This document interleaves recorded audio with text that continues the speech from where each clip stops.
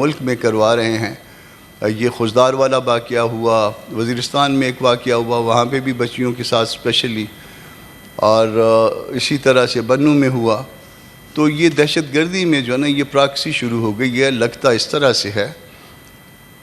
پہلی جو لڑائی, جو کھلی لڑائی جس کو آپ کہہ سکتے ہیں, جس میں ہندوستان نے آپ پہ جارحیت کی, اس کا تو آپ نے بہت خوبصورت طریقے سے جواب دیا. پہلا اس جواب دینے کا طریقہ کار وہ یہ تھا کہ آپ نے صبر کیا, تاکہ ایگریشن جو ہے وہ پتہ چل جائے کہ ایگریشن جو ہے اگر تھی تو کس کے پارٹ پہ تھی. آپ نے اس ایگریشن کو اپنے صبر کے ساتھ اسٹیبلش کیا, اور میرا خیال ہے کہ یہ جس صبر کے ساتھ اس ایگریشن کو اسٹیبلش کیا گیا ہے, نارملی ایسا نہیں ہوتا. وجہ اس کی یہ ہے کہ آپ اپنے ملک میں بھی جو ہے انڈر پریشر ہوتے ہیں کہ آپ رسپونڈ کریں, مگر بہرحال بہت بیوٹیفلی جو ہے نا آپ نے صبر کیا, اور صبر کا ایک نتیجہ نکلا کہ پوری دنیا کو پتہ چل گیا کہ جارح کون ہے, ایگریسر کون ہے, ایگریشن کس کے پارٹ پہ تھا. وہ خوبصورتی سے آپ نے اسٹیبلش کیا, پوری دنیا کو پتہ چلا. اور اس کے ساتھ جو دوسری چیز جو بہت خوبصورت تھی, اور کہ آپ نے حساب بھی برابر کر دیا. صبر کرتے ہوئے صبر آپ نے کیا, مگر جس طرح سے حساب برابر کیا, اب اس حساب برابر کرنے پہ آپ کے دشمن کو, ہمارے دشمن کو اپنے زخم چاٹنے پڑ رہے. اب ایک طرف تو وہ زخم چاٹ رہا ہے, وہ سیز فائر اور واپس جو ہے نا وہ چیزوں کا رونا رو رہا ہے کہ جی وہ ہماری پائلٹ صاحبہ ہیں, ان کا جو ہے نا وہ ایکسپوز نہ کریں, اور یہ ایکسپوز نہ ہو کہ آپ کسی جگہ سے 10 کلومیٹر آگے بڑھے ہوئے ہیں, کسی جگہ 5 کلومیٹر آگے بڑھے ہوئے ہیں, کسی جگہ 15 کلومیٹر آپ نے جو ہے نا لائن سے آگے بڑھے ہوئے ہیں. تو ایک طرف تو وہاں سے منتیں جاری ہیں کہ جی آپ واپس اپنی جگہوں پہ پہنچ جائیں, اور دوسری طرف یہ پراکسیز جو ہے شروع کی گئی ہیں آپ کے اپنے ملک میں. یہ گو کہ یہ اس میں بظاہر ایویڈنس اب تک پتہ نہیں ہمارے اداروں کے پاس ہوگی, ایویڈنس جو ہے وہ عام پبلک میں نہیں آئی انوولمنٹ کے حوالے سے, مگر لنکیج جو ہے وہیں پہ جا کے ملتا ہے. پتہ چلتا ہے کہ اس کے پیچھے جو ہے وہ تکلیف کس ملک کو ہے, کن لوگوں کو ہے, اور اس تکلیف کا جو ہے وہ اس طرح سے اظہار کیا جا رہا ہے. ان بچیوں کو جو اس واقعے میں شہید ہوئیں, میں اب دیکھ رہا تھا موبائل پہ, سوشل میڈیا پہ کے میسیجز وہ جو ہوتے ہیں, ایک گھر سے 2 بچیاں شہید ہو گئی ہیں. باپ کا نام سلیم ہے اور صوبے دار تھا, اور اس کی ٹرانسفر ہوئی ہے کہیں کھاریاں میں, اور یہ بچیوں نے اگر ایک دن مزید وہ ہوتا تو وہ شاید یہ بچیاں جو ہے وہ کھاریاں آ گئی ہوتی اگر اللہ پاک ان کو زندگی دیتا. بچیاں ویسے بھی زیادہ پیاری ہوتی ہیں. لوگ کہتے ہیں کہ ہم ڈسکرمنیٹ کرتے ہیں, وہ یقیناً ہم ڈسکرمنیٹ کرتے ہیں, مگر بچیوں کی فیور میں. ہم بیٹوں کی فیور میں اس طرح سے ڈسکرمنیٹ نہیں کرتے ہیں.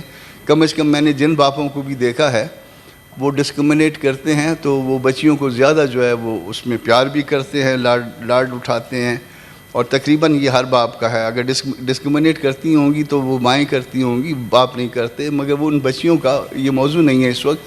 ان بچیوں کا باپ جو ہے اس کو میرا خیال ہے کہ اس ہاؤس کی طرف سے اس بات پہ سلام جانا چاہیے یقیناً کہ وہ 2 شہید بچیوں کا باپ ہے, اور اس کی قربانی جو ہے اس حوالے سے بہت بڑی ہے.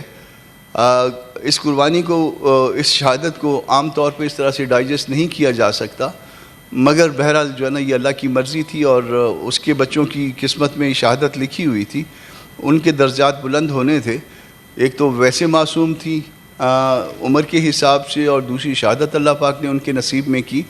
اس کے علاوہ ایک سومرو بچی ہے, وہ اس کا بھی جو ہے آج جنازہ تھا شاید. تو یہ جو کچھ جس نے بھی یہ واقعہ کیا, اور اس میں اگر کوئی لوکل ایلیمنٹ یوز ہوا ہے تو اس کی بھی ہم مذمت کرتے ہیں. اگر کوئی, میں اس پہ بلیو نہیں کرتا کہ کوئی لوکل ایلیمنٹ ہوگا, کوئی ہمارا لوکل اس حد تک جو ہے نا نہیں جا سکتا کہ وہ بچوں کے ساتھ اس طرح کا جو ہے وہ گھٹیا سلوک ہو, مگر اگر کوئی خدا نخواستہ ایسی بات ہے تو اس کی وہ بھی قابل مذمت ہے. عرفان صدیقی صاحب ابھی یہاں پہ تشریف رکھتے تھے اور مجھے ان کی بڑی عزت ہے, ویسے میں ان کا بڑا احترام کرتا ہوں, بہت پڑھے لکھے بھی ہیں. انہوں نے کہا کہ یہ جو ہے نا وہ جا کے اللہ میاں کے پاس ان ظالموں کے گریبان پکڑیں گی.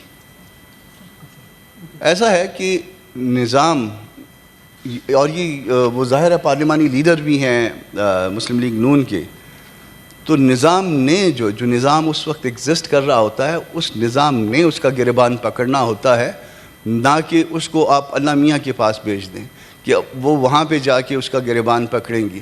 جیسے یورپ میں لوگ کہتے ہیں یا امریکہ میں لوگ کہتے ہیں یا برطانیہ میں لوگ کہتے ہیں کہ جی میں آپ کو کورٹ میں دیکھوں گا, تو ہم لوگوں کو کہتے ہیں کہ ہم اللہ میاں کے پاس آپ کو دیکھیں گے. تو اس کا مطلب یہ ہوا کہ ہم اس نظام کے اوپر سوالات اٹھا رہے ہیں.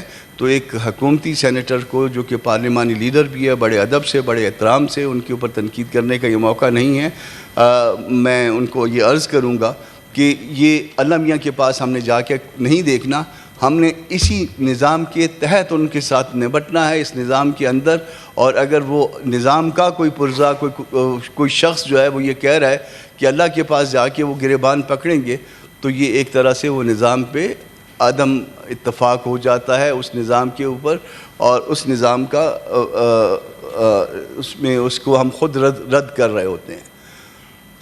ہم بطور مسلمان ہم جنگ کی کبھی تمنا نہیں کرتے, مگر اگر جنگ مسلط کر دی جائے براہ راست یا بالواسطہ تو پھر ہم ریزسٹ کرتے ہیں.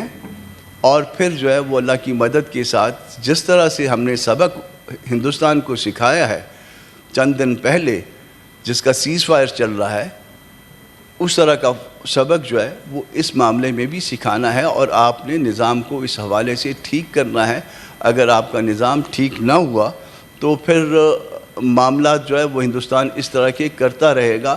ویسے ہندوستان کو بھی اگر انہوں نے سیز فائر منتیں کر کے کروا ہی لیا ہے تو کم از کم جو ہے نا وہ اتنی جو ہے ان کے ہاں اتنی شرم اتنی حیا ہونی چاہیے کہ وہ کم از کم جو ہے پھر اس کے بعد ان کو سپورٹ کرنا بند کر دیں جو اس ملک میں اس طرح کی دہشت گردی کرواتے ہیں یا کرتے ہیں.